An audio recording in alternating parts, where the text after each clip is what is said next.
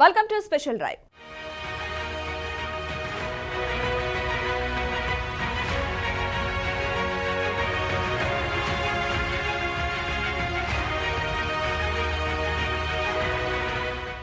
తెలంగాణలో పార్లమెంటు ఎన్నికలు సమీపిస్తున్న కొద్దీ అధికార కాంగ్రెస్ పార్టీ స్పీడ్ పెంచింది. ఇచ్చిన హామీలను ఒక్కొక్కటిగా అమలు చేస్తూ ప్రజల దృష్టిని ఆకట్టుకునే పనిలో రాష్ట్ర కాంగ్రెస్ నేతలు నిమగ్నమయ్యారు. ఈ నేపథ్యంలోనే సీఎం కూడా మంత్రులతో సమీక్షా సమావేశాలు నిర్వహిస్తున్నారు. ఈ క్రమంలోనే నిన్న సాగునీటి జలాలపై సీఎం రేవంత్ సమీక్ష జరిపారు. గత బీఆర్ఎస్ ప్రభుత్వం చేసుకున్న ఒప్పందాల వల్లే తెలంగాణకు అన్యాయం జరిగిందన్నారు సీఎం రేవంత్ రెడ్డి. కేంద్రానికి ఏపీ ప్రభుత్వానికి బీఆర్ఎస్ సర్కార్ పూర్తిగా లొంగిపోయిందన్నారు సీఎం. 16వ కృష్ణా బోర్డు సమావేశ ఎజెండాలోని 16.7వ అంశం కింద ప్రాజెక్టు కాంపోనెంట్లను అప్పగించడానికి ప్రభుత్వానికి అభ్యంతరం లేదని తెలిపారు సీఎం రేవంత్.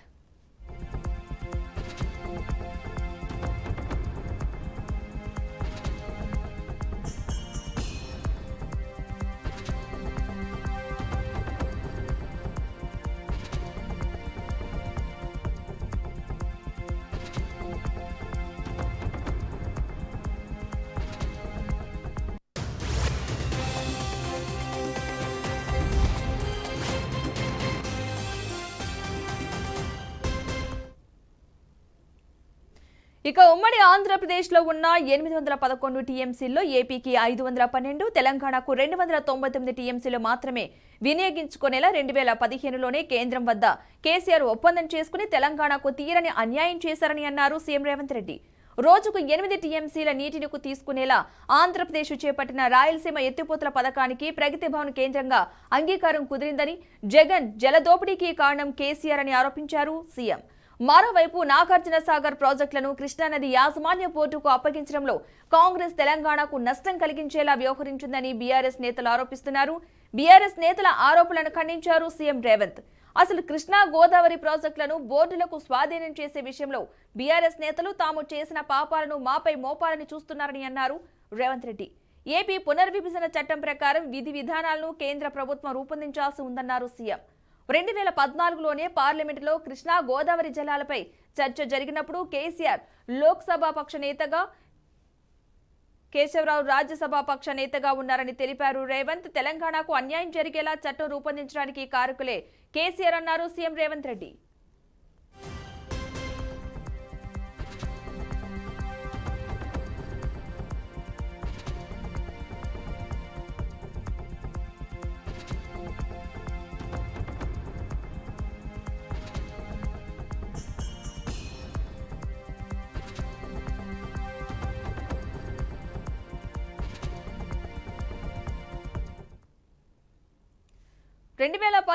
జూన్లో కేంద్ర జలవనరుల శాఖ వద్ద చర్చలు జరిగిన తర్వాత ఆంధ్రాకు 512, తెలంగాణకు 299 టీఎంసీల కేటాయింపునకు అంగీకరించిన గత ముఖ్యమంత్రి కేసీఆర్ అప్పటి నీటిపారుదల మంత్రి హరీష్ రావుల నిర్ణయం మేరకు నీటిపారుదల శాఖ కార్యదర్శి సమావేశ మినిట్స్ పై సంతకాలు చేశారన్నారు.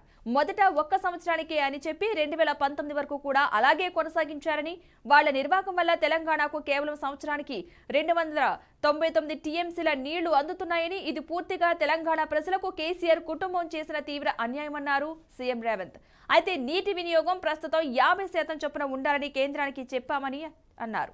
ఇక కేంద్ర జలశక్తి మంత్రి షెకావత్ ను ఉత్తమ్ కుమార్ రెడ్డితో పాటు కలిసి వివరించామన్నారు సీఎం.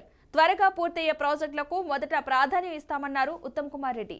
కృష్ణా పరివాహక ప్రాంతం తెలంగాణలో 68% ఉంటే ఆంధ్రాలో 32% ఉందన్నారు ఉత్తమ్. ప్రాజెక్టుల అప్పగింతకు ఒప్పుకోవడం లేదని స్పష్టం చేశారు నీటిపారుదల శాఖ మంత్రి ఉత్తమ్. మొత్తానికి గత ప్రభుత్వంలో జరిగిన తప్పులు మా ప్రభుత్వంలో జరిగే అవకాశం లేదని సీఎం రేవంత్ వివరణ ఇచ్చే ప్రయత్నం చేశారంటున్నారు విశ్లేషకులు.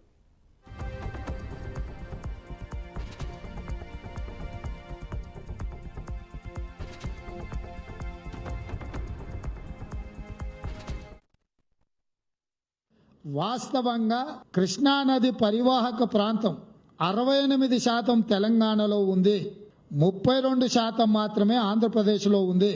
అంతర్జాతీయ నీటి వినియోగ విధి విధానంలో పరివాహక ప్రాంతం ఎంతైతే ఆ రాష్ట్రంలో ఉంటుందో ఆ మేరకు అంత శాతం నీళ్ళు ఆ రాష్ట్రానికి ఇవ్వాలని అంతర్జాతీయ నీటి విధి విధానాలు చెప్తున్నాయి.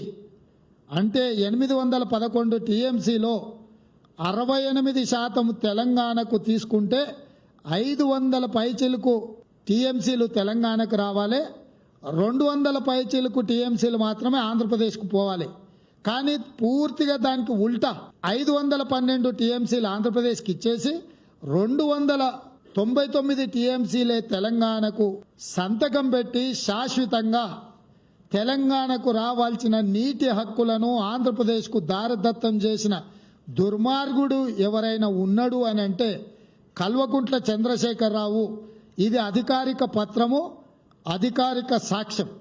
2 రాష్ట్రాలుగా 2 ప్రభుత్వాలుగా ఏర్పడ్డ తర్వాత ఈ 811 టీఎంసీల నీళ్లను ఇరు రాష్ట్రాలు ఏ విధంగా వినియోగించుకోవాలి, పంపకాలు ఏ విధంగా జరగాలి అని చెప్పి June 18, 19, 2015 Krishna river management board సమావేశాన్ని నిర్వహించింది.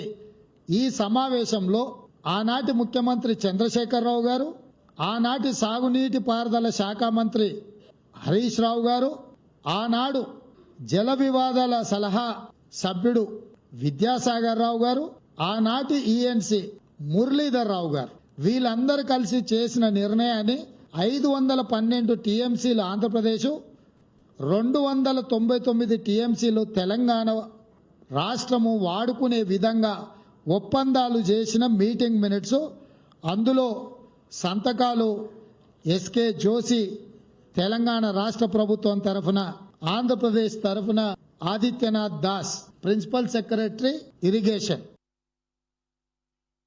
ప్రాజెక్టులు అప్పగించడానికి ఏమీ చేయలేదు, ప్రాజెక్టు అప్పగించేది లేదు. ఇది పదే హరీష్ రావు గారు, కేసీఆర్ వీళ్ళందరూ మాట్లాడి ఒక అపోహ కలిగించే ప్రయత్నం చేస్తున్నారు. ఇది మాత్రం చాలా స్పష్టంగా తెలియజేస్తున్నాము. ఎవరేమన్నారు మీకు అనవసరం. ముఖ్యమంత్రి గారు మేము తెలియజేస్తున్నాం, ప్రాజెక్టులు కృష్ణా రివర్ వాటర్ మేనేజ్మెంట్ బోర్డుకి అప్పగించేది లేదు. శాసనసభలో అన్ని విషయాలు చర్చ పెడతాము. ఒకటే విషయం అర్థం చేసుకోండి, నేను ఇప్పుడు ఒక 50 రోజులు ఇరిగేషన్ మంత్రి ఉన్నా.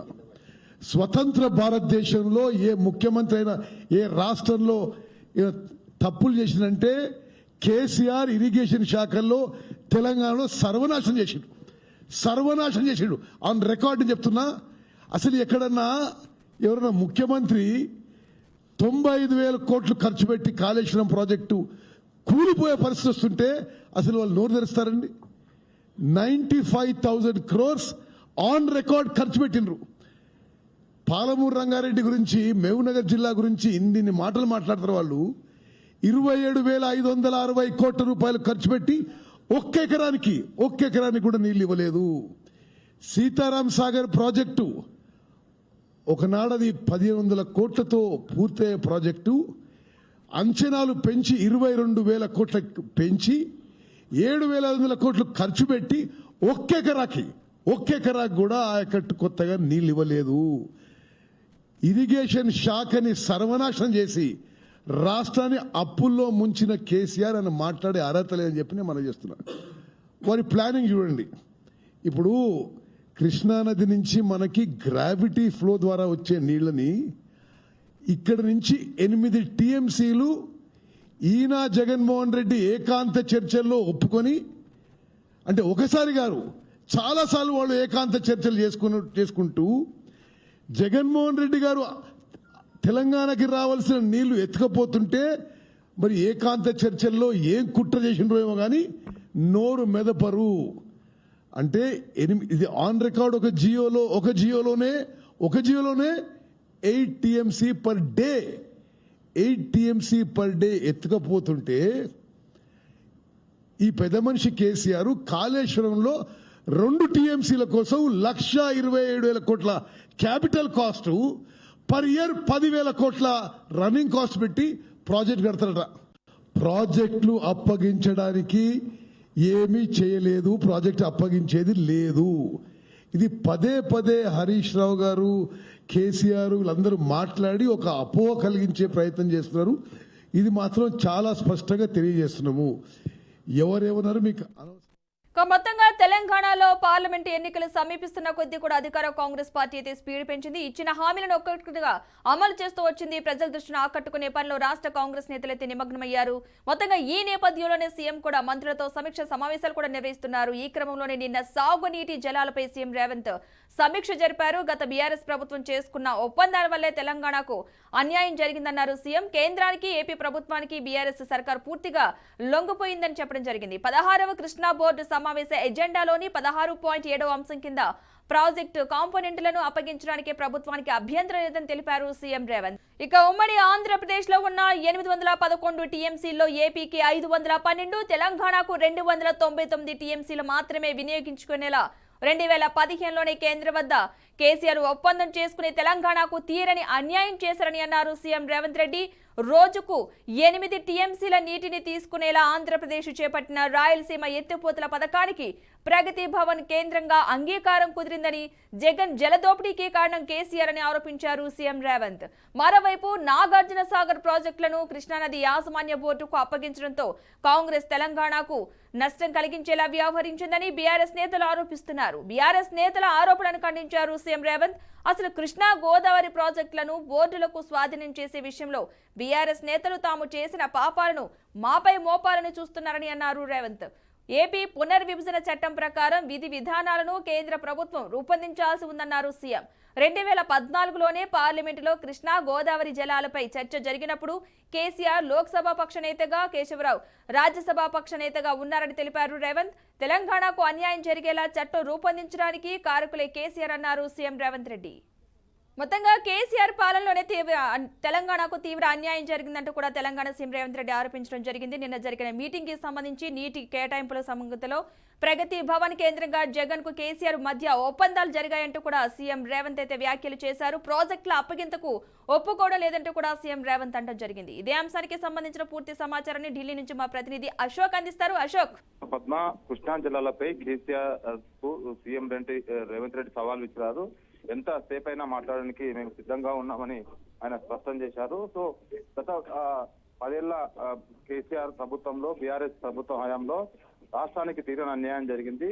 సో కృష్ణా ప్రాజెక్టులన్నీ బోర్డు అప్పగించేందుకు కేసీఆర్ నిర్ణయం తీసుకున్నారు. సో ఉమ్మడి రాష్ట్రంలో కంటే తెలంగాణ 10 ఏళ్ల రాష్ట్రంలో చాలా వెనుకబడిపోయిందంటూ ఆయన కీలక వ్యాఖ్యలు చేశారు. సో అన్ని ఆధారాలు మా దగ్గర ఉన్నాయి, విషయాలన్నీ అసెంబ్లీలో చర్చకు సిద్ధంగా ఉన్నాము, శ్వేతపత్రాన్ని విడుదల చేసేందుకు కూడా సిద్ధంగా ఉంటూ ఆయన వ్యాఖ్యలు చేశారు. సో నీటిపారుదల విషయంలో 10 ఏళ్లలో రాష్ట్రానికి తీరని అన్యాయం జరిగింది.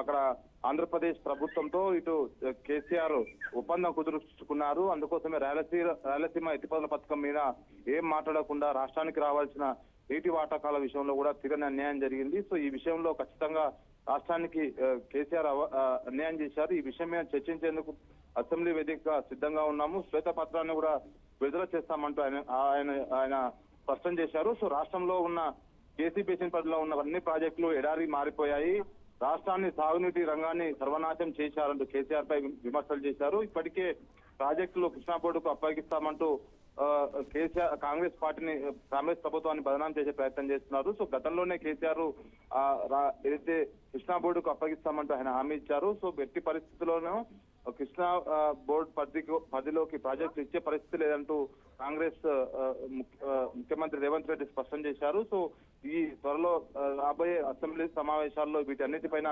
సుదీర్ఘంగా చర్చిస్తాము, దమ్ముంటే కేసీఆర్ అసెంబ్లీకి వచ్చి ఈ విషయం పైన చర్చ జరపాలంటూ ఆయన నిన్న మీడియా సమావేశం ముందు సచివాలయంలో మాట్లాడుతూ రేవంత్ రెడ్డి, అదేవిధంగా కొండా సురేఖ, ఉత్తమ్ కుమార్ రెడ్డితో కలిసి మొత్తం ముగ్గురు ప్రెస్ మీట్ పెట్టారు. ఈ సమయంగా అనేక అంశాలపై రాయలసీమ ఎత్తిపోత పథకం కానీ తెలంగాణకు సంబంధించిన కొన్ని ప్రాజెక్టు ఎంత వెనుకబాటు జరిగింది, ఎంత అన్యాయం జరిగింది అనే అంశంపైన సుదీర్ఘంగా మాట్లాడారు. సో ఓవరాల్ గా అయితే తెలంగాణకు గతంలో ముఖ్యమంత్రి కేసీఆర్ సంతకాలు కూడా జరిపారు. ఏపీకి తెలంగాణకు మధ్య 811 టీఎంసీలు జలాలు పంచుకునేందుకు 2015 జూన్ 18, 19 కేఆర్ఎంబి బోర్డు సమావేశం ఉంది. అప్పట్లో ఆ సమావేశానికి సీఎం కేసీఆర్, నాటి ప్రభుత్వ CS SK Joshi, ENC Muralidhar Rao, సాగునీటి నిపుణుడు విద్యాసాగర్ రావు హాజరయ్యారు. తెలంగాణకు 200 టీఎంసీ 99 టీఎంసీలు, ఏపీకి 512 టీఎంసీల నీటిని ఒప్పుకున్నారు. సో దీనివల్ల రాష్ట్రానికి తీరని అన్యాయం జరిగింది.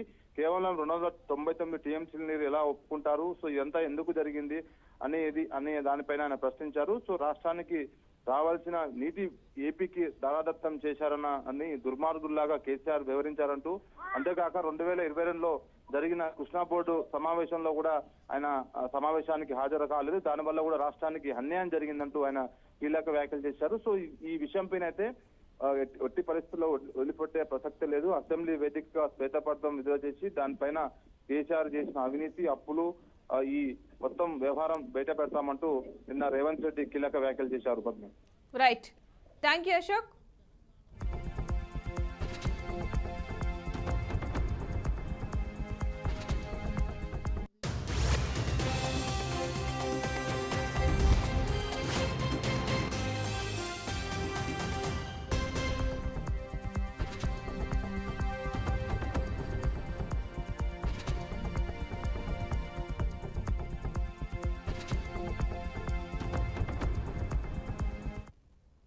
ఇక ఉమ్మడి ఆంధ్రప్రదేశ్ లో ఉన్న 811 టీఎంసీలో ఏపీకి 512, తెలంగాణకు 299 టీఎంసీలో మాత్రమే వినియోగించుకునేలా 2015లోనే కేంద్రం వద్ద కేసీఆర్ ఒప్పందం చేసుకుని తెలంగాణకు తీరని అన్యాయం చేశారని అన్నారు సీఎం రేవంత్ రెడ్డి. ఇదే అంశానికి సంబంధించిన పూర్తి సమాచారాన్ని నల్గొండ నుంచి మా ప్రతినిధి కిరణ్ లైవ్ లో అందిస్తారు. కిరణ్, ఈ అంశానికి సంబంధించిన అప్డేట్స్ ఏంటి?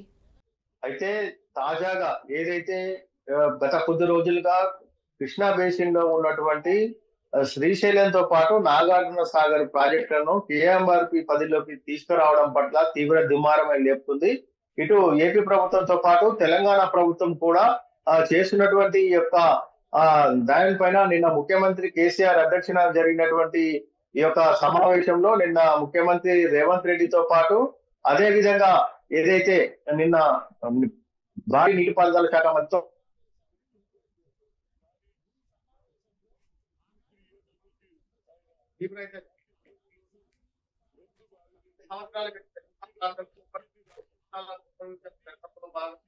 అప్పుడు ఎంపీగా ఉన్న ముఖ్యమంత్రి కేసీఆర్ అప్పుడు ఒప్పుకున్న దాన్ని బట్టి పంపకాలు చెప్పడం జరిగింది. మొత్తానికైతే ఇది గత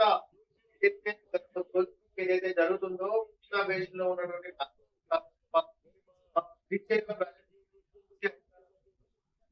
కృష్ణా యాజమాన్య బోర్డు కిందికే వస్తాయి. దాని ప్రకారమే నీటి ప్రభుత్వాల మధ్య తీవ్ర దుమారమే నిర్దేశిస్తుందని చెప్పవచ్చు. గత 10 సంవత్సరాల కంటే ముఖ్యమంత్రి కేసీఆర్ 10 సంవత్సరాల పాలనలోనే తెలంగాణకు తీవ్ర అన్యాయం జరిగింది. రేవంత్ రెడ్డి కూడా ఆలోచించడం జరిగింది. ముఖ్యమంత్రి దీనిపైన నేను తీవ్ర స్థాయిలో పోరాటం చేశాం. నిర్వహించి ఒక సమావేశంలో తెలంగాణ నాయకులు అటు కాంగ్రెస్ నాయకులు ఒకరి వైపు చేసుకోవడం పట్ల ఈ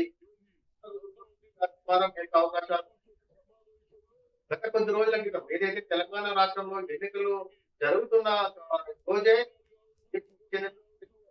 నాగార్జున సాగర్ ప్రాజెక్టు పైకి వచ్చి ఇటు తెలంగాణ పోలీసులపైన దాడి చేయడంతో పాటు అక్కడ ప్రధాన గేటు వద్ద ఉన్న సీసీ కెమెరాలను గేట్లను ధ్వంసం చేయడంతో పాటు దాదాపు పోలీసులు నాగార్జున సాగర్ డ్యాం పైకి చేరుకొని 13 గేట్ల నుంచి ముళ్ళ కంచెలు వేసి వారి ఆధీనంలోకి తీసుకోవడంతో పాటు ఆంధ్రాకు 5 టీఎంసీల నీటిని కూడా తరలించడం జరిగింది. అయితే ఇది అప్పుడు ఎలక్షన్ స్టంట్ గా భావించి ముఖ్యమంత్రి కేసీఆర్ మౌనం దాల్చారని నిన్న ముఖ్యమంత్రి రేవంత్ రెడ్డి కూడా తీవ్రంగా ఆరోపించడం జరిగింది.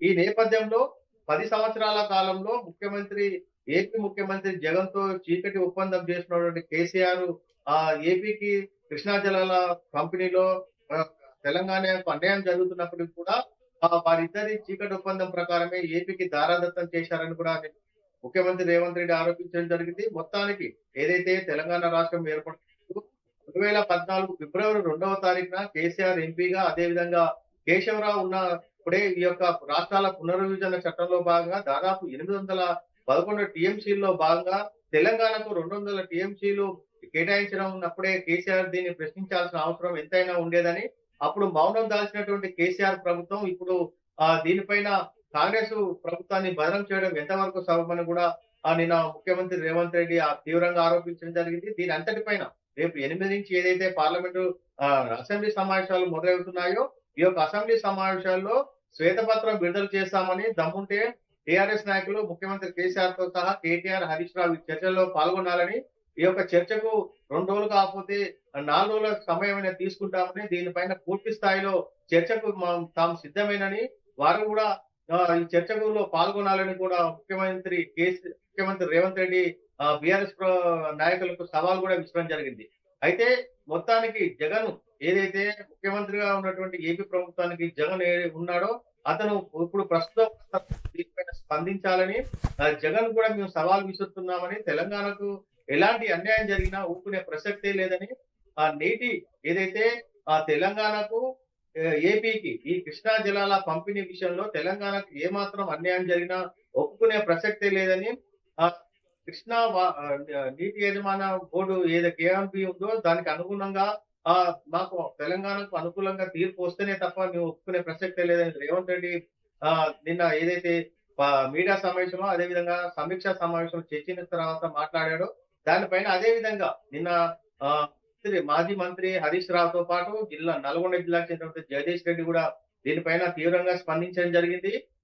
కాంగ్రెస్ ఏదైతే రేవంత్ రెడ్డి ప్రభుత్వం ఈ 2 నెలల కాలంలోనే కృష్ణా యాజమాన్య నీటి బోర్డుకు తెలంగాణకు అన్యాయం జరిగే విధంగా ఒప్పందాలు కుదుర్చుకున్నారని, దీనిపైన మేము తీవ్ర స్థాయిలో పోరాడతామని కూడా వారు నిన్న తెలపడం జరిగింది. ఈ ఇద్దరు, ఇటు కాంగ్రెస్ నాయకులు కావచ్చు, ఇటు బీఆర్ఎస్ నాయకులు కావచ్చు, ఒకరిపై ఒకరు నిందలు ఆరోపణలు చేసుకోవడంతో పాటు తమ ప్రభుత్వంలో అన్యాయం జరిగిందంటే తమ ప్రభుత్వంలో అన్యాయం జరిగిందని ఒకరిపై ఒకరు ఈ ఆరోపణలు నేర్చుకున్న నేపథ్యంలో రేపు 8 నుంచి జరిగే అసెంబ్లీ సమావేశాల్లో ఇరు పార్టీల నాయకులు అసెంబ్లీ సమావేశాల్లో ఈ యొక్క చర్చ ఏ విధంగా దారితీస్తుంది, ఎవరి కాలంలో ఈ తెలంగాణకు తీవ్రంగా అన్యాయం జరిగిన దానిపైన అయితే హాట్ గా సమావేశాలు అయితే జరిగే అవకాశం ఉంది.